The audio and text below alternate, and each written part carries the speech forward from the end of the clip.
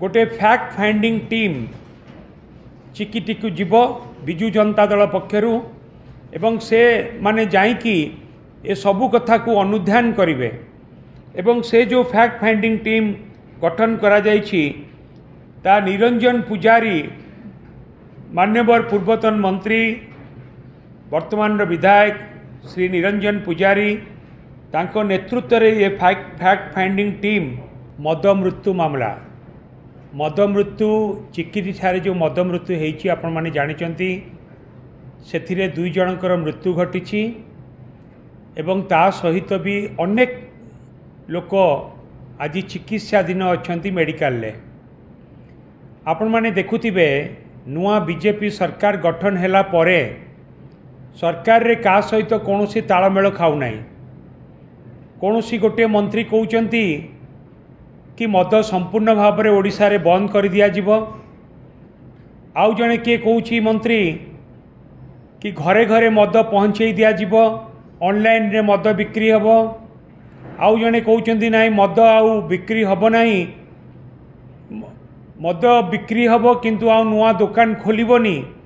नुआ दुकान खोलिबो नाही कहिबार 2 दिन परे 16 गोटी नुआ दुकान खोला जीवा पई एडवर्टाइजमेंट होउची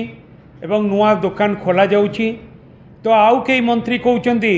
नाही आउ आमे नुआ दुकान न खोलिकी चोरा मद को प्रोत्साहन देबू यही परिस्थिति रे वर्तमान बीजेपी सरकार चली एवं ठीक सही समय रे 2 जन अपमिश्रित मद पीकी 2 जनकर मृत्यु घटी चिकिटी रे जो कथा को आमे विजु जनता दल तरफ दृढ़ निंदा करुचु ए प्रसंग रे आज विधानसभा रे मध्य विजु जनता दल पक्षरु ए प्रसंग को उत्थापन करा जाइछि आलोचना करा जाइछि एवं ए सबु कथा को आखि आगर रखिकी आमे निष्पत्ति करिछु गोटे फैक्ट फाइंडिंग टीम चिकिटी को जीव विजु जनता दल पक्षरु एवं से माने जाइकी ए सबु कथा को अनुध्यान करिवे एवं से जो फैक्ट फाइंडिंग टीम गठन करा जाइछि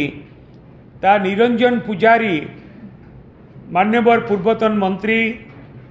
वर्तमान विधायक श्री निरंजन पुजारी तांको नेतृत्व रे ये फैक्ट फाइंडिंग टीम चिकिटी गस्त करिवे एवं तांको सहित मध्य टीम रे श्रीमती उषा देवी